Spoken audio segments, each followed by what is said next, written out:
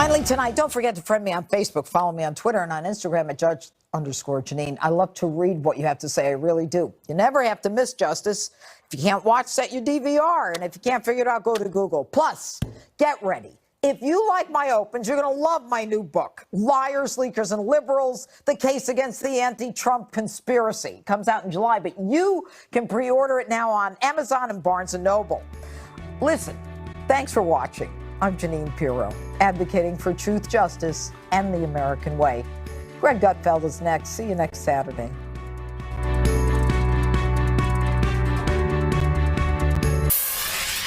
We did lots of fighting over issues, so it should be a good show today. No, we did not. Oh, yeah, we never did. Fight. Uh-huh. No, don't do that. Okay, not on the air. Not on the air. What are you doing? It's 6:03. Willie, can I ask you a question? Uh-oh. I don't know. We're engaged. We're engaged. I mean, we've been engaged now for like 13 years. Stop. Do you think I should be able to hold her hand at this point in the engagement? With her consent. If you'll be quiet, I'll hold your hand. Well, that's one way to shut them up.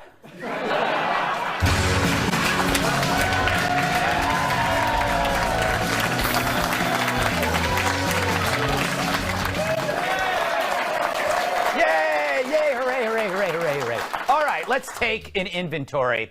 Unemployment non-existent? Check. GDP soaring? Check. Trade imbalance addressed? Check. Nuclear threat reduced? Check. Terror seems at bay? Check. Things are looking up. Why is that?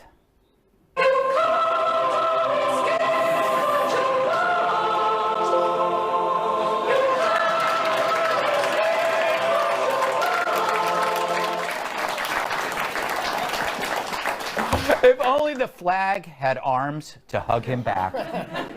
Feels like a good run for everyone. It is. Satisfaction with the country's direction has reached a 12-year high, while trust in the mainstream media drops to another low, which could be why the press has gone nuttier than an elephant's diarrhea. Thank you. Thank you. That means it worked. For as it becomes harder to deny something is working, the harder the media works to show something is wrong. So how do you smear America as the Third Reich when it's not? You lie. Take Time magazine's cover. This weeping young girl became the media's poster child for evil Trump's separation policy. But turns out she was with her mother the whole time, and her mom, according to Dad, took the child without telling him. Now, maybe your husband's bad, I don't know, but I do know the media spread this photo like a common cold just to keep the evil alive. Meanwhile, a feverish dolt is coming for you. If you vote for Trump, then you, the voter, you, not Donald Trump, are standing at the border like Nazis going, you here, you here. And I think we now have to flip it. And it's a given, the evilness of Donald Trump. But if you vote, you can no longer separate yourself. That's the next step. Everyone's a Nazi. Now remember, once you brand someone as evil, that allows for any or all behavior. You can show up at people's homes because they're Nazis. You can threaten their kids because they're Nazis. You can shoot congressmen because they're Nazis. Funny that people shouting Nazi do a great job impersonating them. If Donnie Deutsch got any dumber, he'd be two Donnie Deutsches. Because what he's mad about actually happened before Trump. The only change is the guy in office. Brooke Baldwin, a rare exception, she got it right. Here's a question for Democrats. So many people in this country are certainly outraged by the cages and the thermal blankets and the facilities housing these kids. You know, they were all there in 2014 under President Obama. And my question to you, Senator Baldwin, is did you speak up against them then? You know, on this issue that we get into a moment where we're making progress, and then when it stalls, we turn around. I don't think those were words. Talk about a deer in the headlights. That senator, she just got mugged by the truth in broad daylight. So people now care about the problem because it's Trump. Good. Imagine if you had 4 more years of some Democrat, the human trafficking that happened under Obama would still be largely ignored. It's true, this abuse happened while he was president. Even the liberal website Snopes agrees. But then the press forgot that they covered it because amnesia won't interrupt their anti-Trump tantrum. So now Trump owns it while trying to stop it and solve a greater problem. Fact, long-term fixes have short-term setbacks. Adults get this. Children never do, and by children I mean the media. Their outrage is unaccompanied by an adult solution. We know separating kids from parents, that's bad. Leaving kids with traffickers, that's worse. But I applaud those for waking up to an issue they slept through under Obama. But Trump is succeeding, and that's their nightmare. And even if Trump compromises, it's not enough. In their game, the goalpost is on wheels. Here's the current liberal opinion.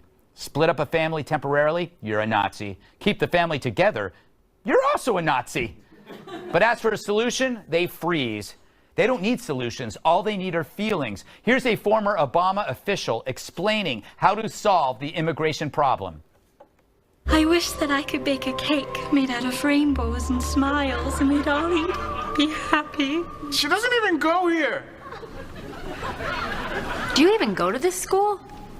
No, I just have a lot of feelings. That's all you need. So the left called Trump Hitler as Trump handles North Korea, trade, jobs, terror, etc. That's the opposite of Hitler. He's a Gandhi, an orange Gandhi. Which is why the left is losing it. The latest, of course, is Peter Fonda. Yeah, he's lost his motorcycle and his marbles. This brain-dead basket case suggested kidnapping and assaulting Donald Trump's child. What did I say before? Deem someone evil, and you can do anything to him. And so the liberal manifesto has been boiled down to 2 words, F you. Actually, that's 1 letter and a word. But instead of professional suicide, Fonda has a movie coming out. What Roseanne did was zilch compared to this. The double standard thrives. But it's not just Fonda. Every celebrity, they're all dull conformists. They think alike, talk alike, at times they even walk alike. Here they are on the red carpet.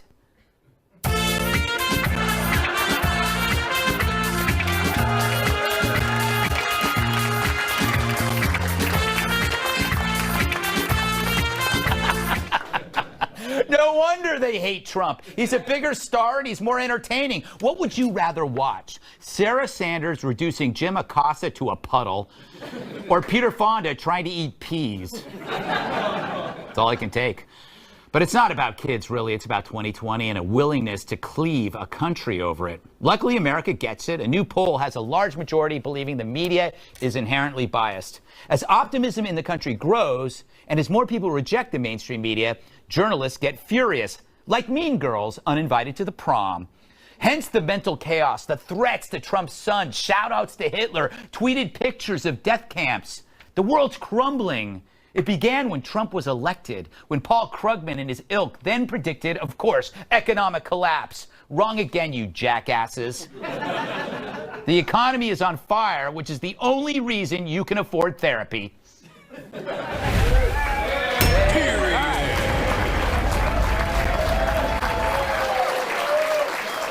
Let's welcome tonight's guest. He has more punchlines than a high school dance. Writer and comedian Joe DeVito.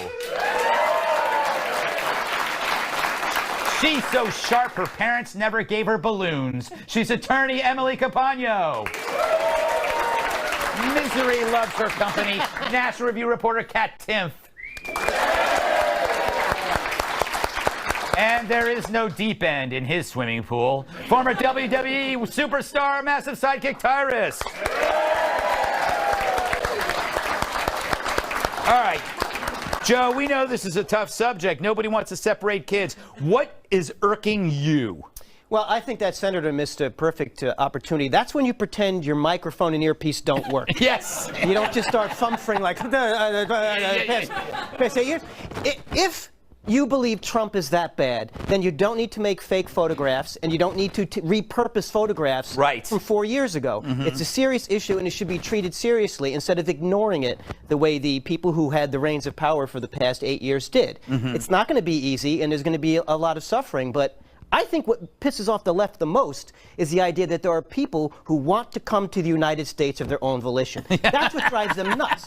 Because if that means that the United States is not the worst racist hellhole for non-white people, then their whole value system gets exploded. That is an interesting and very perceptive thought. I do what I can. All right, Emily. You are the legal mind. And I want to ask you, is basically Trump's sin is trying to enforce laws, and he'll enforce a law if they change the law, right? Isn't that kind of how he is? Or Right, that's exactly what's happening, is that he's trying to enforce the law, but he's running into the same conundrum that Obama did, which is essentially if you please the masses, then you're not enforcing the law, and if you enforce the law, then people are up in arms. And I think this issue is, it's an iceberg, and the reality of our southern border and the 9 border sectors of it is that it's not just about the drug cartels as being these linchpins. It's the messaging, first of all, that's been oversimplified by both sides, and also we have to think about what's pushing and driving these people so desperately to our borders, and what is the pull factors that we have on our side attracting them, which includes now catch and release and under the former administration. So I think the journalists that are doing the best work there, people like Brandon Darby and Aura Bogado, they're amazing because they're not subscribing to that messaging, and they're really committing to the fact that it's actually diplomacy, which is where we need to put our efforts, and that there's a lot more people involved in these cartels that are financiers and bankers and attorneys in these places, that they are far more powerful than the actual cartel heads. But again, messaging just reduces it. So how are we to actually combat these Central American pull factors and push factors if we don't actually know the whole picture? Emily, you smartest stuff this week. Cyrus, I feel like my mic ain't working. I'm not following. I was going to say. Ask me about Dennis Rodman. All right, Dennis Rodman is going to Honduras to we were talking earlier. It's like it seems like the left got this is Christmas for them. You finally got one. Yeah. But they don't know what to do with it. They're like a dog chasing a tire. It's like, oh, we got him. And they just fumble it away because they just don't know how to play their hand. Right. They overplay the hand. Yeah, it was a bad week for Trump. When he does well, we have to say, good job, Mr. President. And when he has a bad week, we're going to say, hey, pull it back. The pundits didn't handle it right. Everybody kind of went into business for themselves. They said whatever they wanted to say, and because it's an ugly thing. But here in the States, this is something that on the social media, I kind of got into it this week, was like, if someone in this audience has their children in the car with them and they get pulled over for misdemeanor and they go to jail, their kids go to the system. Right. Like, being arrested and committing a crime is a rough, ugly thing. It affects a lot of people.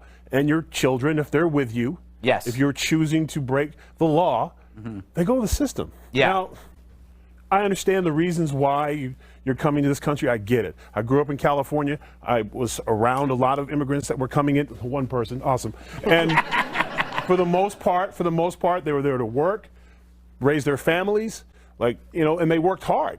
So I kind of have. There's also that bad element, and we have to be able to screen, because even if you let in 500 great, hardworking, soon-to-be American citizens, and one of them's a mass murderer, that's one too many. Yeah. And we have to screen, and we have to vet, and we have to do those things. Kat, do you think it's... where do you think this is going with the constant Nazi-Hitler comparisons? I mean, is this ever going to end? Or where is it going? I did not like the separation policy. Not a fan. Glad that it's not a thing anymore. Although I really just genuinely don't understand how it's like Nazi Germany. Yeah. I don't get how that's even a comparison. So I'm convinced that a lot of people maybe just don't know what Nazi Germany is. That's a good point. Yeah. Maybe I think it just kind of spreads like wildfire. Like, they hear one person say it and they're like, they realize that what they have to do to fit in with all their buddies is agree that it's Nazi Germany. Yes. So that way everybody, or else you're going to think that you're a jerk. So everyone just keeps repeating it without ever actually really explaining it. Well, if you believe being a Nazi means being in favor of school vouchers, you've given yourself a wide range of people you can call a Nazi. Yeah. If you just include anyone who doesn't agree with you vociferously as a Nazi, that's how they get away with it. It's completely illogical. I think you're a Nazi. Fair. But you know what? For real? Yeah. The ironic conclusion here, and I know I got to go, Trump gave a lot of these cynical hypocrites the wherewithal to do their job. Now, this is a real problem that reporters are now going after only because it's under Trump. They actually care about the kids now. So it's actually, thank you, Trump, for making reporters care once again about children. All right, coming up. The midterms are coming. The Dems are fired up. The Republicans are fired up. Everyone's fired up except my cousin Steve, because he's a big jerk. Good job. That voter enthusiasm for the midterm elections is at its highest point in 20 years, and it's mostly because of the president. The good news, the eagerness extends to both Republicans and Democrats. The bad, we could all end up killing each other. Some key findings: 60% of voters consider their midterm vote as a vote either for Trump or against him. And 51% said they're just simply more excited about voting than usual. And 98% said I'm better looking than Bill Hemmer and Brian Kilmeade combined. Yeah. Can't argue with the American voter. So will it be the blue wave or the GOP undertow? We went to our chief political correspondent, my cousin Steve, for comment.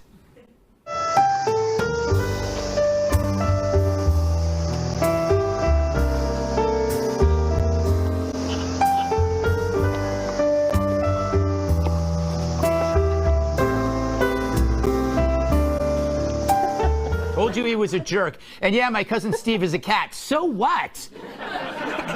So Tyrus, I think an analogy for me is like, what if the Super Bowl is every day and every person has a team in it and the team is like red and blue? It's like every day is like, it's like constant. After a while, it won't be like, it's, you know what, man, Dr. Tom Pritchard was one of my first wrestling coaches. He used to say, hey, you got to treat it like there's two elephants having sex in your front yard. Really? Right? Every time you wrestle, you do big moves, right? Big, right? Two elephants having sex. After day 10, it's just two elephants having sex in your front yard. You don't walk by, excuse me, it's not even a big thing anymore. And the point is, with all this drama and stuff, after a while, unless something's going on unless Trump punched somebody or, you know, or we blew something up, it just depends on who's winning that week for where the voter turnout is going to be. So right now, yeah, we got a lot of elephants getting it on in their front yards right now.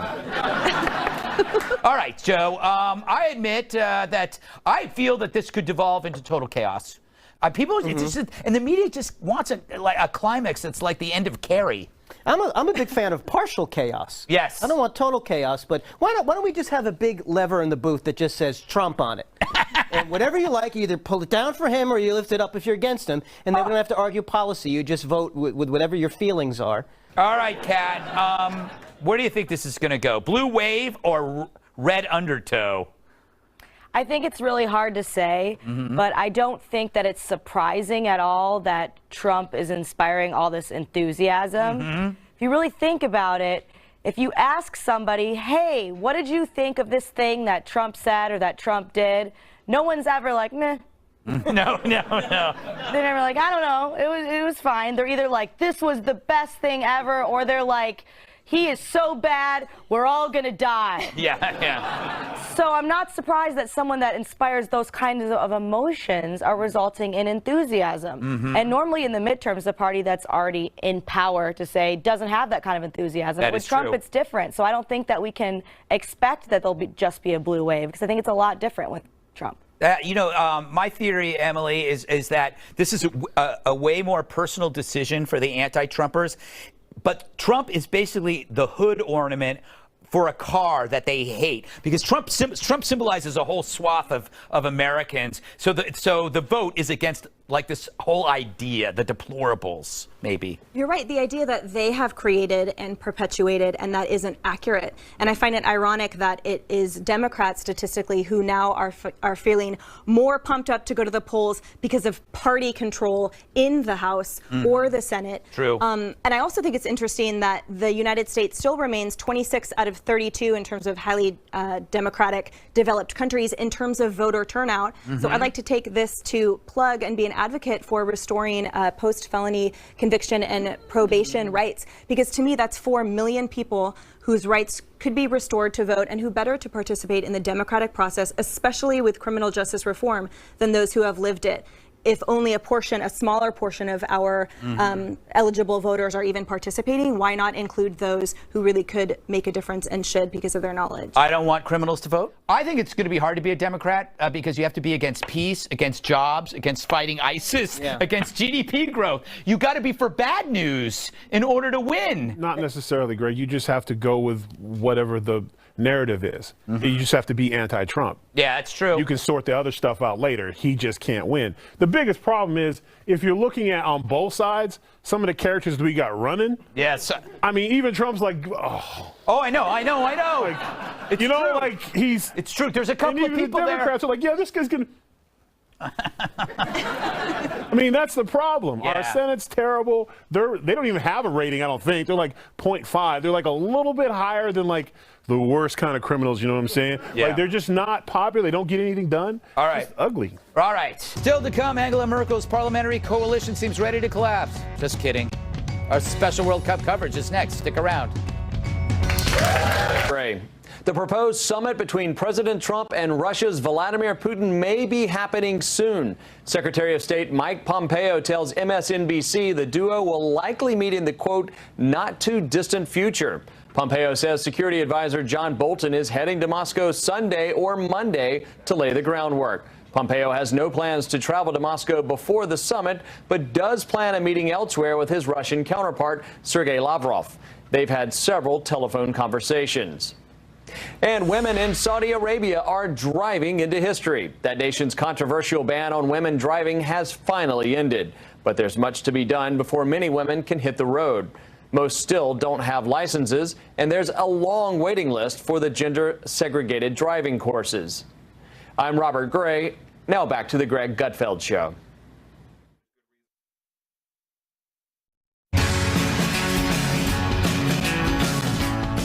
They're making a splash by picking up trash. The World Cup continues through mid-July, but we already know the best fans are from Japan, Senegal, and Uruguay.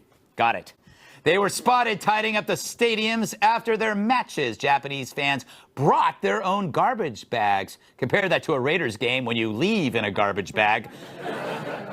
I'm a Raiders fan. Still, with no Team USA to root for, American viewers seem less interested this time around. And favorites like Germany and Brazil, both countries, haven't drawn viewers like the Americans did. But it's not a total loss. This week, the world met this guy. This is Hervé Renard. Look at him. He's the head coach of Morocco. I said, look at this guy.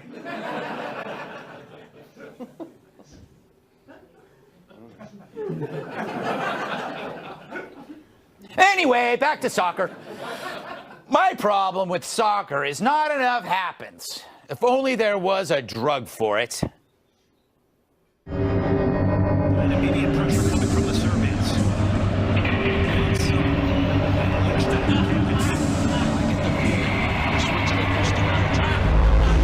Hey, Tom, what's wrong, man? You all right? Oh, I've been watching soccer for 90 minutes and nothing's happened. No one scored. I don't feel well at all. I'm so bored, I'm numb. I mean, soccer's not about scoring. It's called the beautiful game because it transcends goals. What I'd give for a little excitement. Sounds like you could use some Scorex. What's that? It turns soccer into something exciting that isn't like soccer at all. Tell me more. Scorex is the breakthrough drug that breaks up the monotony of soccer, making it fun for a change by turning it into hockey. Whoa! How's it work? Scorex is an eye drop that distorts your vision to make soccer look just like hockey. Your brain will think you're watching something truly exciting, even though you aren't. I never thought I could love soccer so much. Come on, man! Yeah! Get into it! Thanks, Scorex. You're welcome. Hey, announcer. I got a question. What will happen if I take Scorex while I'm watching a regular hockey game? You don't want to do that. Why not? Because you'll see this. Trump said, if I'm wrong, I will admit it. Yeah, right, when pigs fly. Scorex, for when you want all the excitement of the Stanley Cup, even when you're watching the World Cup. Warning, Scorex is equal parts saline and LSD. I'd buy it. All right. Emily, I grew up playing soccer. I love playing it. I can't watch it. Isn't that strange? Is it because as I got older, I just can't play it because you have to be really fit? I don't know. That makes sense. I mean, I think, it's true that America is not participating in this World Cup, so maybe that probably has contributed to the fact that not a lot of Americans are watching it right now. But I think it would be good if other cities did what LA does, which is host high-profile teams, and it's sponsored by corporations. Like we could have PepsiCo out here in New York and have Barcelona come out and play the New York, and then it would garner interest. Dream on, Emily. But to invest for 2026, Yes. and also we obviously got the World Cup out of Morocco's hands, and our friends China and Korea and France and Brazil voted against us in that. Time for a war. Joe, I have an idea to make soccer better. You put bases on the field, so you have something to run to. Then they have a guy that holds like a piece of wood, like a bat, and he hits a ball that's way smaller than a soccer ball, and he hits it, and then he runs, and then the other soccer players, they have like these big leather gloves, and they try to catch the orb as it's coming at them, but you got to get rid of the nets. You're not suggesting they use their upper body limbs. Well, I wouldn't go that far. Yeah. I think this shows the contrast between, first of all, people aren't watching NFL football like they used to. That's true. Let alone this metric variety. I like the looks of that coach. I like how the coaches dress well. His shirt is so tailored he can barely move. Oh, I know, yeah. Compare him to Bill Belichick, who looks like he just rolled out of bed. That guy is so handsome. He's actually ugly. It's too much. It's like I can't really look at him because I'm repulsed by his beauty. It's too much. It's like he went and said, "Give me the makeover for a Die Hard villain." Yes. But it shows you the contrast. They're in the stands with garbage bags, whereas if you go to a Dallas Cowboys game, filled with. Oh, ladies and gentlemen. That's right. That's right. We're leaving that one in. That's right.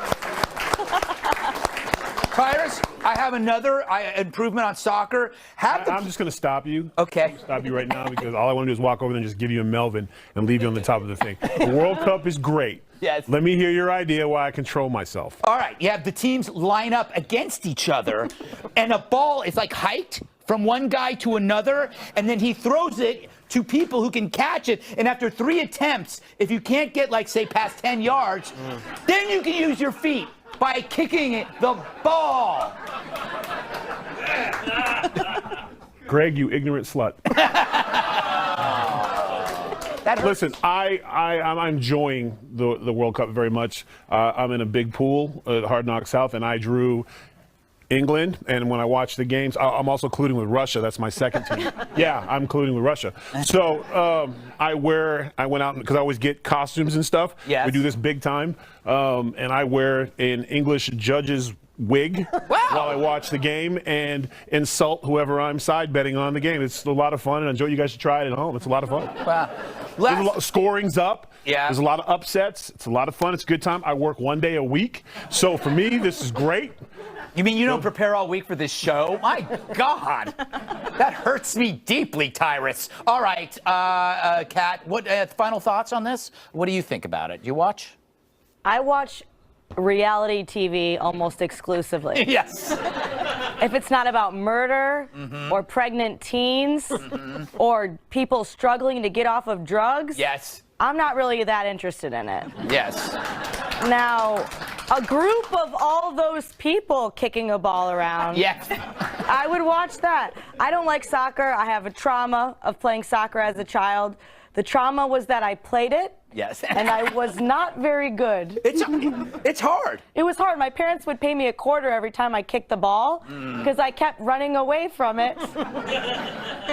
And that's, makes it hard to be successful in the game of soccer, which is centered around the ball. Yeah. I will say this. I love playing it, but I can't play it. I'm out of shape. You can't. It's an impossible game to play if you're out of shape. Impossible. Well, Greg, you don't have to be in shape to watch it. Yes, that's true. Well, you need to be interested in it because it's really boring. It's the World Cup. Yeah. I don't care. There's a lot of things about this world that's boring. Covered by Fox. The world is called the world is covered by water, and water's not that interesting, okay? Water polo would be fun for you? Oh, those poor horses. Terrible you know joke. what? Go to commercial. One last thing before we go to break. I just wanted to share this video of a dream I had last night.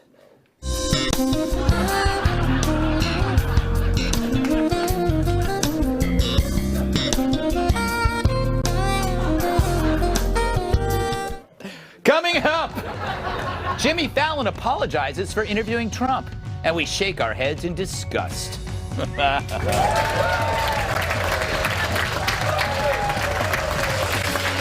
For his interview with Trump. Remember this? Go ahead with my hairspray.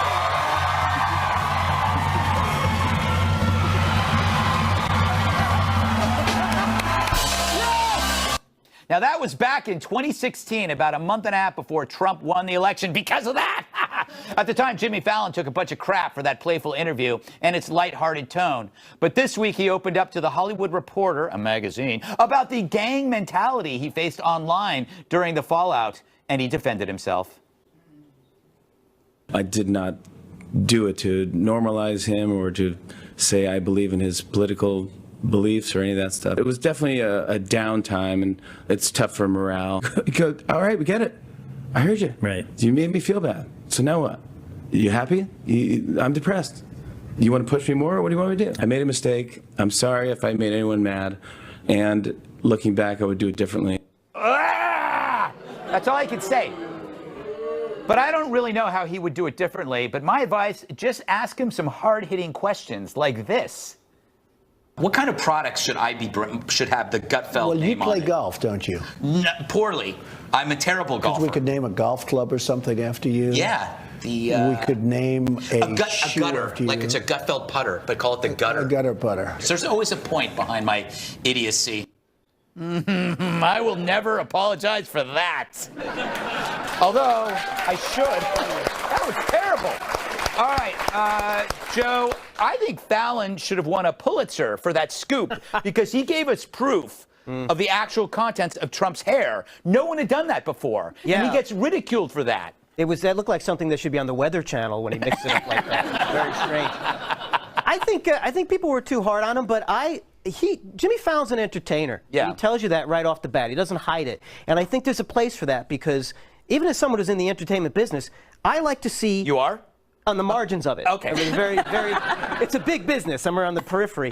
But that we need some place for just where you don't have to be inundated with politics all the time. Mm-hmm. Whether it's ruining movie franchises, it's ruining the enjoyment of sports. Yes. There's a place for it, and if that's how you want to express yourself, that's fine. But people wonder why they're agitated all the time, because they're constantly getting themselves worked up. I can't wait till politics enters pornography. How is that going to change adult entertainment?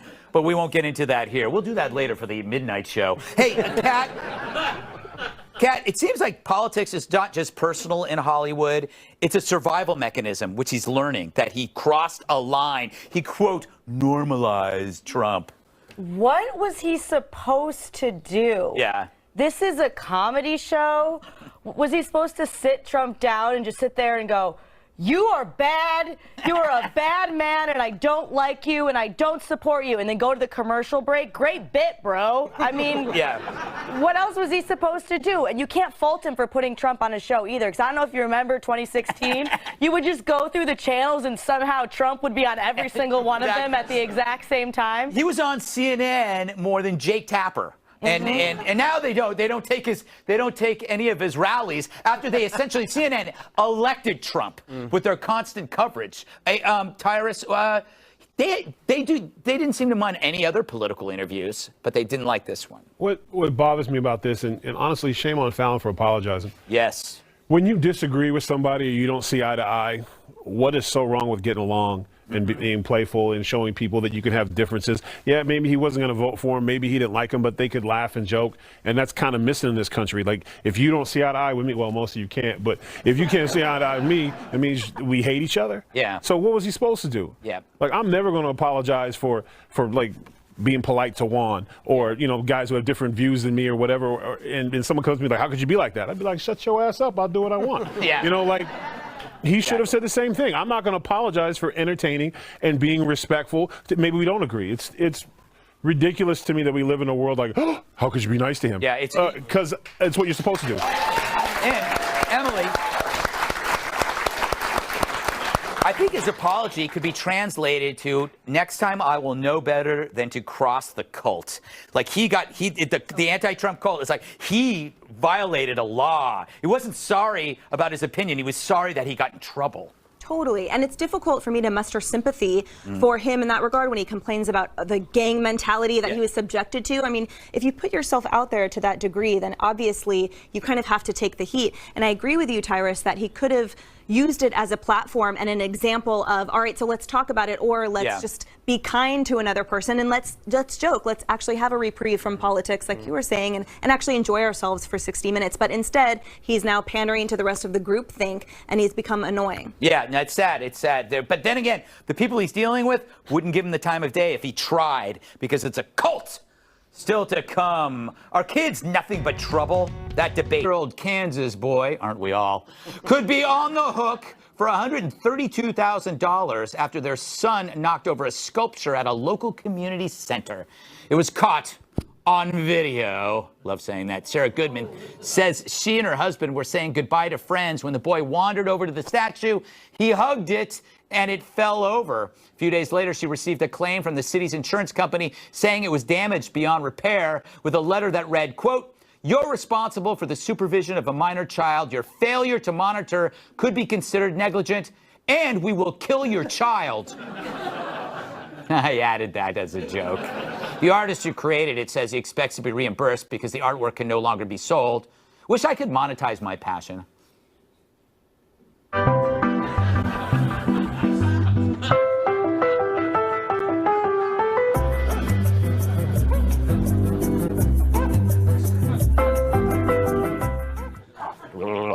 Emily, you're the lawyer here.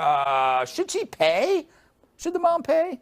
I think so. And basically speaking, usually at common law, parents can't be held vicariously liable for negligence of their children unless it was willful or malicious.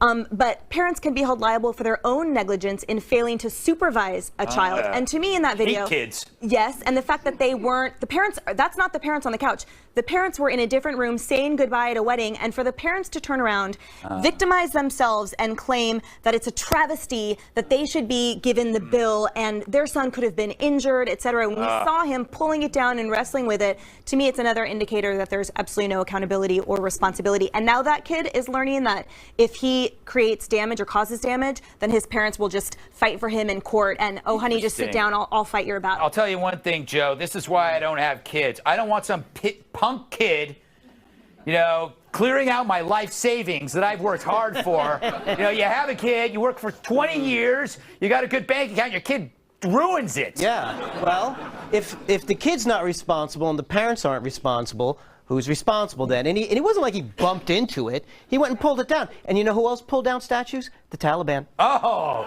interesting. Interesting. You know, Kat, I have a theory that the definition of art is narrow. Why can't the broken vase be art? Why don't they just rename it Broken Vase, double the price? Then, because anything can be art. Call it Broken Vase. Too bad you're not this kid's parents, Greg. What a who great knows? idea. No, they're fighting over whether it was the center's fault or whether it was the parents' fault. It was the kid's fault. This kid is 5, not 3. Yeah. When I was in the when I was 5, I was in the 1st grade. I was like learning how to read, not learning how to like not knock things over that don't belong to me. You were 5 in 1st grade? Yes, I was. Wow. We took a field trip to the Detroit Institute of Art, and I did not run around ripping paintings off the walls because I'm not a hellion. All right, Tyrus, you got kids. Oh, yeah, I do. Well, first of all, this is on the parents. Yeah. There was 2 of them. While you guys were dropping your knowledge, I continued to watch the monitor. Those boys walked by that thing 3 times. The first one touched it, the other was like, don't touch it, I'll touch it. And this is what happens when you have 2 boys. And then eventually one tries out to do the other one, and they broke the vase. So cha-ching, you bought it. Me, I'd keep the one who didn't, and I would donate the other one to the museum. All right, you know, if I were the lawyer for the family, this is what I would say. I go, that child was exercising his right to performance art. That crashing the vase was a performance because it represents his rage against the Trump administration. The art world would embrace that. It's like, oh my God, this kid is brilliant. Yes, he was, this is the Trump White House. And then they'd sell the broken vase for $20 million. Happy ending for everybody. Don't go anywhere. I may be coming to a town near you, and I'm going to tell you where. That's next, Uncle.